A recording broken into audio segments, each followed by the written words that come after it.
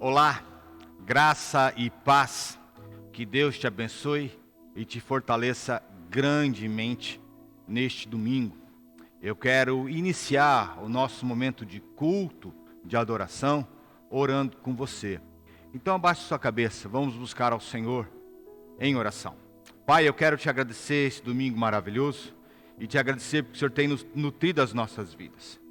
Quero te agradecer porque o Senhor fez surgir um belo e maravilhoso dia para que pudéssemos te adorar. Também queremos pedir, Senhor, pelas pessoas que estão enfermas, pelos enlutados, e pedir para que o Senhor, com a ação do Espírito Santo, venha trazer cura e venha trazer consolo. Vem sobre os nossos corações, em nome de Jesus. Amém e amém. Amém, meus irmãos. Hoje seria o nosso dia de ceia, mas vamos adiar para a semana que vem. Qual o motivo? Não por infecção de alguns irmãos, mas porque eles tiveram contato. Então eles estão num período de resguardo, de quarentena, e nós não vamos ter o nosso momento de louvor. O grupo de louvor em si é que está aguardando algumas situações, tá certo? Mas nós vamos ouvir a palavra do Senhor. E nós estamos chegando perto de Páscoa. E a Páscoa em si, ou a ressurreição a qual nós comemoramos, faz toda uma grande diferença para nós. A ressurreição de Cristo Jesus muda completamente a história de tudo que nós cremos. É claro que houve ressurreições por meio dos profetas. Sim, houve um caso de Eliseu. Mas a ressurreição de Cristo Jesus é algo extremamente diferente. Por quê? Porque ela não tem alguém ativo na ressurreição de um morto. É o morto que é o ativo na ressurreição.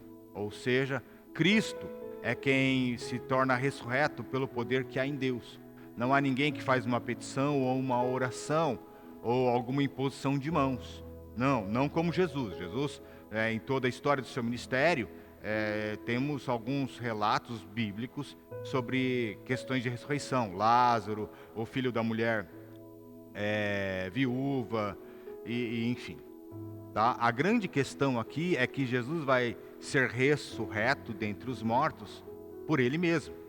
Se você pegar a carta de Hebreus, ele fala isso. Deus me deu o poder de entregar a minha vida e ter a minha vida a hora que eu quiser. Sim, Jesus Cristo é Deus e Ele tem, por intermédio desse poder, tornar a viver no momento oportuno. E é isso que nós vamos comemorar no dia da ressurreição, no domingo de Páscoa. Para falar um pouco sobre ressurreição e quais algumas dessas implicações sobre a nossa vida, eu queria convidar você aí na sua casa, onde você está, a abrir a sua Bíblia, ou acessar sua Bíblia, ou apenas me escutar, lendo o livro de Mateus, capítulo 28, do verso 1 até o verso 10. Diz assim então o texto, Mateus 28, de 1 a 10. E no findar do sábado, ao entrar o primeiro dia da semana, Maria Madalena e a outra Maria foram ver o sepulcro. E eis que houve um grande terremoto, porque um anjo do Senhor desceu do céu, chegou-se, removeu a pedra e assentou-se sobre ela. O seu aspecto era como um relâmpago, sua veste alva como a neve. E os guardas temeram, espavoridos, e ficaram como se estivessem mortos. Mas o anjo, dirigindo-se às mulheres, disse-lhe: não temais, porque sei que buscais Jesus Cristo, aquele que foi crucificado.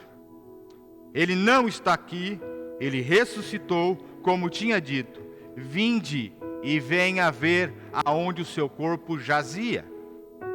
E depois depressa, e dizei aos discípulos que ele ressuscitou dos mortos, e vai adiante de vós para Galiléia, ali vereis, e como vos digo. Retirando-se elas apressadamente dos sepulcros, tomadas de medo e de grande alegria, correram e anunciá-lo aos discípulos. E eis que Jesus veio ao encontro delas e disse: salve! E elas, aproximando-se, abraçaram-lhes os pés e a adoraram. Então Jesus lhe disse: não temais, ide avisar os meus irmãos e que se dirijam a Galiléia, e lá eles me verão. Amém. Baixe sua cabeça mais uma vez. Pai, eu quero te agradecer pela transcrição do Evangelho de Mateus, relatando a ressurreição, de como ela foi, das suas implicações. Vem sobre nós agora pela ação do Espírito Santo e toca nos nossos corações para que a gente possa te ouvir, te entender e também te obedecer. Vem sobre os nossos corações, em nome de Jesus. Amém e amém. A primeira implicação que tem esse texto é uma nova convicção. O que seria uma convicção? A convicção é uma crença, uma grande opinião, uma firme opinião, mas não uma firme opinião ou uma crença baseada em nada. Ela é baseada em fatos, em provas, coisas constantes, reais, palpáveis. Então, nesse processo de convicção que a ressurreição nos dá, ela vem com uma primeira prova, que é o sinal da natureza. Por mais interessante que seja, o Deus soberano, Cristo Jesus, Ele, quando formou o mundo, você pode ver em Gênesis, você pode ver no texto de João, capítulo 1, que fala que nada se fez sem Ele. Ele dá uma ordem legal, formal à natureza, e ela sim a responde. E quando ele se torna ressurreto, há um sinal da natureza. E qual é esse sinal? Há um tremor. No verso capítulo 2, nós vemos, versículo 2 do capítulo 28, nós vemos exatamente isso. Nós temos a natureza tremendo, ou um terremoto, provando ou dando um sinal de que algo extraordinário, algo do próprio Deus, passa a acontecer no império dos homens. Ok? Nós também temos um sinal celeste, um sinal do céu. E qual é esse sinal do céu? A aparição de um anjo. E o texto mostra algo completamente diferenciado, algo que é, por natureza humana, difícil de se exemplificar. E ela fala, é como se fosse o luzeiro de um relâmpago. Era como se fosse algo que brilhasse. É algo que tinha as suas vestes brancas. É algo extremamente diferenciado daquilo que nós, seres humanos, estamos acostumados a ver. Aquele anjo remove a pedra, aquele anjo se senta sobre a pedra e passa a ter a interlocução, passa a conversar com as duas Marias. Essas duas Marias que foram ao sepulcro fazer algo costumeiro aos mortos. Foram tratar o corpo do morto, porque Jesus não teve esse privilégio. Se você lembrar da ressurreição, hora que José de Arimateia ganha direito ao corpo e empresta o seu sepulcro, ele simplesmente sai da cruz e vai direto ao sepulcro. Não tem um tratamento do corpo, não tem a limpeza do corpo. O corpo de Jesus, ele é enterrado exatamente do jeito que saiu da cruz. As duas Marias vão lá dar um tratamento humano a uma pessoa a quem elas gostavam, como algo em sua memória. Mas o anjo, e aí tem a sua fala, continua o sinal do céu, mas agora também um sinal com uma fala divina, e fala, ó, não tenham medo. Por mais que vocês não me vejam e não saibam o que eu sou e não consigam me definir, não tenham medo, porque eu sei que vocês vieram fazer aqui. Vocês vieram atrás de Jesus, aquele que foi crucificado. E quando ele fala aquele que foi crucificado, porque ele já sabe o que aconteceu, porque ele viu acontecer. E ele fala, olha, aquele que foi crucificado ressuscitou como ele também havia dito. Não tenham medo. Entrem e vejam aonde o seu corpo estava, aonde ele estava morto. Venham e vejam o poder da sua fala, o poder do verbo encarnado. Ele ressuscitou. Um último sinal para a sua convicção para a sua crença agora, ou seu sinal baseado em provas, é o próprio Império Romano. Os soldados romanos que estavam ali, a pedido dos hebreus, a pedido do templo judaico, de Anás e de Caifás, a pedido do sumo sacerdócio, para que ninguém roubasse o corpo de Cristo Jesus, para que ninguém falasse, olha, ele ressuscitou. Eles estavam lá guardando a pedra do templo. Quando viram o episódio do tremor, quando viram o episódio do anjo, ficaram espavoridos, como se estivessem mortos. Ou seja, neste momento, a convicção de que Cristo ressuscitou se baseia em Cristo mostrar o seu reino, ou o poder do seu reino, a um poder temporal. É o poder atemporal, eterno, de Deus, sendo revelado de uma forma pequena, ou talvez até ínfima, aos homens. E eles ficaram tomados de grande temor, como se estivessem mortos. E começamos então uma convicção de que Cristo ressuscitou. Mas essa convicção então não é só de uma forma visual. Temos a experiência. O anjo fala para ela assim, venham, entrem dentro do sepulcro. Venham ver o que está acontecendo. Entrem dentro do sepulcro e toquem. E vejam que ele não está mais ali. E vá e corram e contem. A convicção, ela se passa de uma forma empírica, de experiência. Então é impossível ter a convicção da ressurreição em Cristo Jesus e não viver essa experiência. Ela não pode só ser meramente racional. Ela tem que passar por nós. Ela tem que ter vivência em nós para que seja uma convicção divina em nossos corações. Uma segunda implicação da ressurreição de Jesus é que passa a ter então uma nova proclamação. Agora ele já não é mais o Cristo crucificado somente.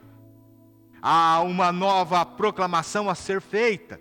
E a proclamação a ser feita é que ele ressuscitou, ele venceu a morte, ele fez a diferença, ele conseguiu vencer aquilo que ninguém venceu. Ele toma a chave da morte sobre as suas mãos e agora ele tem o direito completo sobre ela. Cristo Jesus, então, o ressurreto, é aquele que deve ser proclamado. Morreu pelos nossos pecados, morreu para que pudéssemos ter a chance da vida e ressurgir de dentre os mortos para nos dar vida plena, abundante e eterna. Então há uma ordem divina agora, vindo da própria boca do enviado do Senhor, o anjo, a que está sob a pedra, aquele que parece como um relâmpago, que tem suas vestes alvas. Ele diz, ide. Ele não disse por ele, mas ele disse por intermédio do próprio Deus, vá, vocês devem anunciar o que vocês viram. Vocês não devem guardar para vocês. Vocês devem correr. É essa a ideia. É uma ideia de urgência na proclamação. A ideia da urgência na proclamação, de primeiro contar aos amigos de Jesus, que olha, nós vimos, o seu corpo não está mais lá, nós vimos a aparição de um anjo algo divino, vindo do próprio céu, do próprio berço de Deus, para falar com a gente. Há agora uma proclamação nova, ele ressuscitou, não está mais morto, ele venceu a morte. Ele venceu a morte por mim e por você. O primeiro público é o público dos amigos de Jesus, sim, mas esse texto está correlato ao texto do final, Mateus 28, do verso 18 em diante, que é a grande comissão, ide e pregai a toda criatura a boa nova. Qual é a boa nova? A boa nova é que Cristo veio ao mundo, morreu por os nossos pecados e ressuscitou para que tivéssemos vida plena, abundante e eterna. Há uma nova proclamação, uma proclamação ordenada, e proclamações ordenadas são proclamações cumpridas.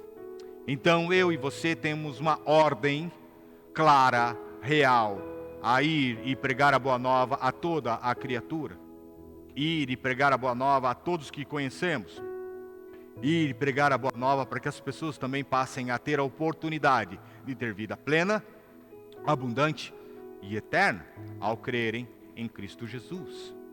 Mas essa nova convicção que gera uma nova proclamação vai gerar algo extremamente maravilhoso, que é uma nova adoração.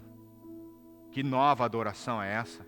Não se adore mais em templos, não se adore mais as ordenanças de sumos sacerdotes. Lembre-se que o véu se rasgou. Lembre-se que agora eu e você temos um intermediador entre nós e Deus, e Ele é Cristo Jesus. A adoração, então, não é porque eu venho a um templo, não é porque eu vou a uma igreja, não é isso. Eu e você comungamos em uma igreja, estamos em uma igreja, porque estão com os nossos pares iguais. O que é o ser os nossos pares iguais? Homens e mulheres de pecados que precisam de Cristo Jesus, e nós viemos aqui a adorar aquele que morreu e ressuscitou dentre os mortos para fazer a diferença nas nossas vidas. Eu e você viemos a um templo louvar e adorar ao Deus da vida, que por intermédio de Cristo Jesus nos comprou e nos resgatou. A adoração é essa. Mas o texto é maravilhoso, porque o contexto da adoração, do verso 9 em diante, acontece algo maravilhoso. Elas estão correndo com medo e extremamente alegres, mas com medo, porque elas nunca tinham visto, mas extremamente alegres. Então, as emoções estavam à flor da pele, e elas encontram nada mais, nada menos que o próprio Cristo, o Mestre. E olha que texto interessante. O texto mostra que Jesus vai em direção a elas. E quando Jesus vai em direção a elas, elas passam e se dobram e abraçam os pés de Jesus e passam a adorar. Novamente, mais uma vez, mostra o plano de Deus, o maravilhoso plano de Deus sobre a vida dos seres humanos. Qual é esse plano? Que Ele enviou o Seu Filho. Ele enviou o Seu Filho, para que todo aquele que nele cresce não pereça, mas tenha vida eterna. Mais uma vez, aquele que é imortal, aquele que é eterno, aquele que é maior, vai em direção dos mortais, vai em direção daqueles que são impuros, vai em direção daqueles que são menores, para resgatá-los. E o próprio Cristo vai em direção às mulheres para o conforto delas. E o que elas respondem? Elas respondem com adoração, uma nova adoração ao Cristo ressurreto. Elas se prostram a Ele, e a eles rendem glória, ficam felizes em ver a verdade, ficam felizes em provar, em sentir novamente a experiência. Elas passam a ter então dentro da sua convicção e dentro da sua nova proclamação algo que ferve dentro de si. A postura de adoração dessas mulheres é excelente. Elas se humilham, elas se debruçam, elas abraçam os pés do próprio Mestre em forma de humilhação, mostrando de quem elas precisam, mostrando que elas não são autossustentáveis, mostrando que elas precisam do Mestre. O foco da adoração então está no próprio Cristo. Apocalipse 5, 12 e 13 diz assim: digno é o Cordeiro que foi morto, digno é ele de receber o poder, riqueza, sabedoria, força, honra, glória e louvor. Aquele que está sentado no trono, seja o louvor, a honra, a glória e o domínio pelos séculos dos séculos. Amém. Qual é o benefício então dessa nova adoração? É que essa adoração então nos reveste de força. Essa adoração em buscar a Cristo Jesus ressurreto nos faz nos preencher da força, ou seja, a alegria de saber de sua ressurreição é a nossa força, e nós então nos nutrimos ou nos sentimos revigorados a viver de forma plena e abundante. A ressurreição de Cristo então, baseado nos fatos que foram vistos, nos dá uma convicção maravilhosa, nos dá um motivo de proclamar algo novo, uma boa mensagem, uma nova mensagem. A ressurreição de Cristo Jesus nos faz adorá-lo, porque digno é Ele de receber honra, glória e louvor. Ele é o Rei dos Reis, Ele é o Senhor dos Senhores, Ele é aquele quem falou e cumpriu, é aquele que cumprirá a sua palavra novamente quando vier buscar a sua noiva. A Ele toda a honra, toda a glória e todo o louvor. A nós, então, cabe proclamar, cabe adorar, cabe gerar em nós a sua convicção por meio da fé, que é o próprio dom dele em nossos corações. Meu irmão, minha irmã, que Deus possa vir neste domingo maravilhoso e te encher de paz. Amém e amém. Deixa eu orar com você. Pai, eu quero te agradecer pela tua palavra. Então vem sobre os nossos corações. Nos faz entender que precisamos dessa convicção, precisamos entender a tua proclamação, precisamos, em nome de Jesus, te buscar em adoração e ver que o Senhor é a razão da nossa existência. Vem sobre os nossos corações e enche-nos, preenche. Que o Senhor possa nos dar uma semana maravilhosa, cheia da tua paz. Vem sobre as nossas vidas, em nome de Jesus. Amém e amém. E que a graça do nosso Senhor e Salvador Jesus Cristo, o amor de Deus nosso Pai, comunhão, consolo, poder e unção do Espírito Santo esteja sobre nós. Homens e mulheres que têm a convicção de um Cristo ressurreto. Homens e mulheres que têm uma boa nova de proclamação. Homens e mulheres que são adoradores em espírito e em verdade. Vá em paz, fique em paz, em nome de Jesus. Amém e amém. Que Deus te abençoe e te fortaleça nessa semana. Fique na paz. Até mais. Tchau, tchau.